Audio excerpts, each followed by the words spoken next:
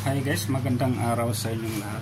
Ito, magsishare naman tayo ng mga queens na ating hinihunting sa ngayon.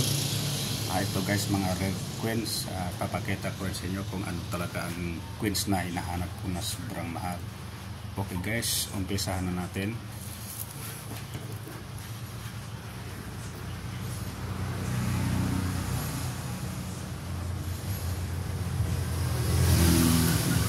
Ito guys, 1 centavo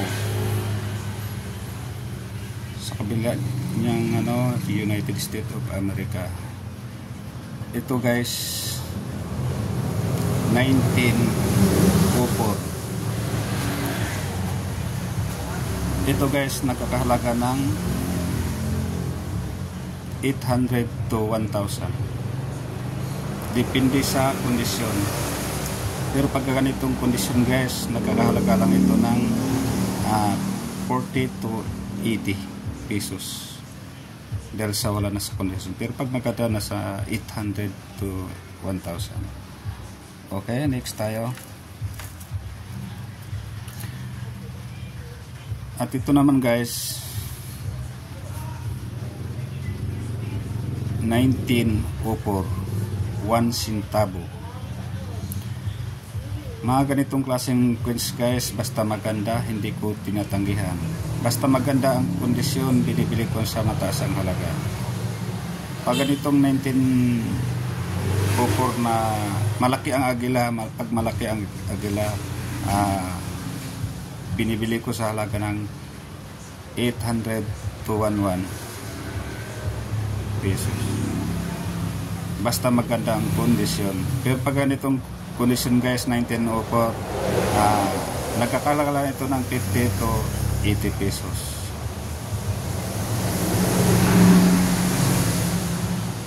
Okay, next tayo.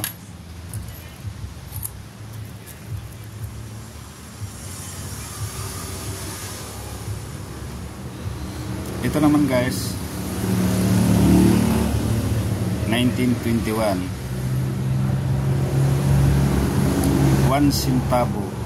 Mga ito guys, mga gawa lamang sa copper. 1 centavo, Pilipinas. Pag ganito guys, nakakalaga lang ito ng 70 to 80. Depende sa kondisyon. Pero pag maganda kondisyon, maganda rin ang presyo.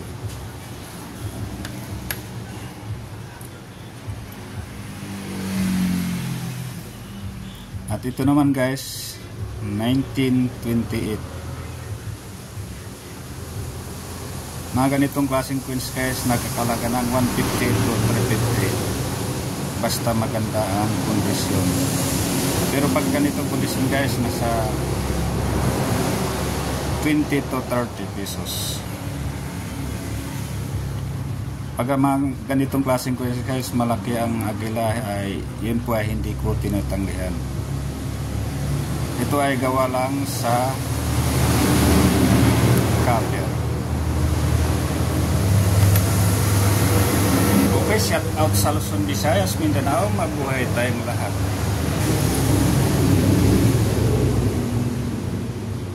At ito naman guys, 1906, Pilipinas, 1 centavo.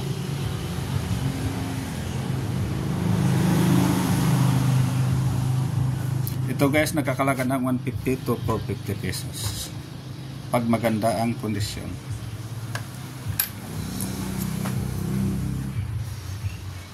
At ito naman guys, 1933. Pag ganitong 1 centavo, 1933. Ang 1934 pababa, yun po ay ating binibili. Mga malalaki ang ibon sa likod, malalaking agila. Yun po ay ating binili, gawa sa copper. Ito guys, 1933, nagkakalaga lang ito ng 40 to 60 pesos. Depende sa kondisyon. At ito naman guys, 1930. Ito guys, gawa sa copper lang.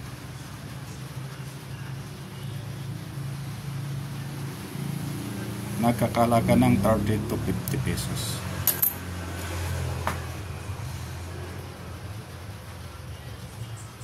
Ito naman 1921,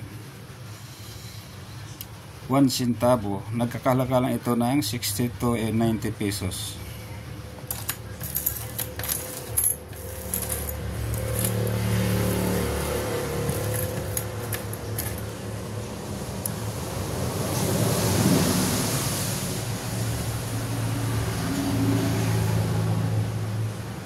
So guys, 1907. Nagkakahalaga ito ng 350 to 700 pesos pag maganda ang kondisyon. Pero pag ganito ang kondisyon niya, nagkakahalaga lang ng 40 to 60.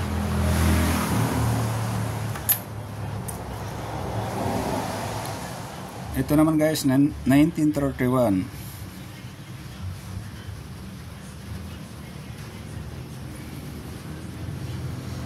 Mga ganito guys, medyo maganda ang kondisyon, nagkakalaga ito ng 250 to 300 pesos. 1931. Ito ay gawa sa copper lamang. At ito naman 1918, 1 centavo. Nagkakalaga ito ng 400 to 600 pesos, depende sa kondisyon.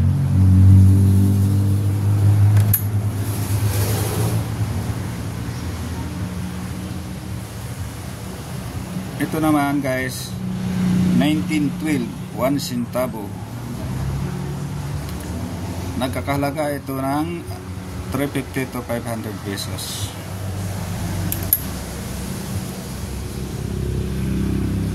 At ito naman guys, 1911. Nagkakahalaga ito ng 450 to 650 pesos. Ito ay 1 centavo gawa sa copper.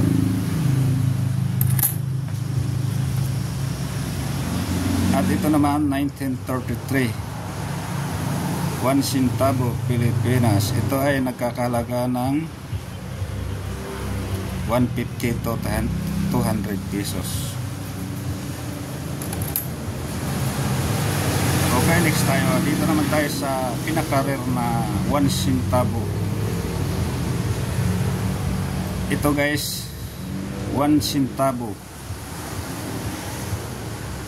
Alam nyo guys, ganitong 1915 guys, nagkakahalaga ng 3,500 pataas. Basta maganda ang kondisyon. Ito guys, 1915.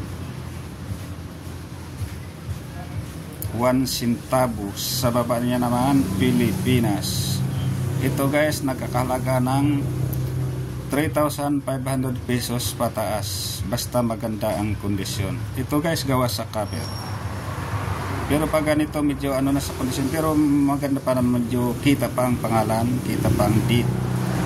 Ito guys, nagkakahalaga ng 2,500 pataas. 1915. Ang hinahanap ko naman ngayon guys, 1909.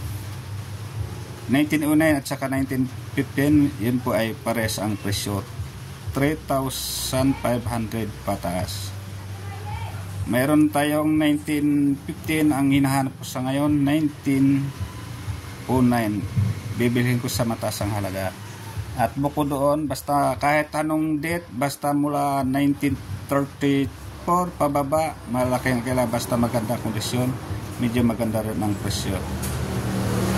Pero ito ang pinakamahal, 1915 at 1909. Yun po ay ating kinokoleksyon. Kung mayroon man kayo, comment lang kayo. Okay, maraming salamat. Pakisubscribe na rin ang aking YouTube channel. Maraming salamat sa inyong lahat.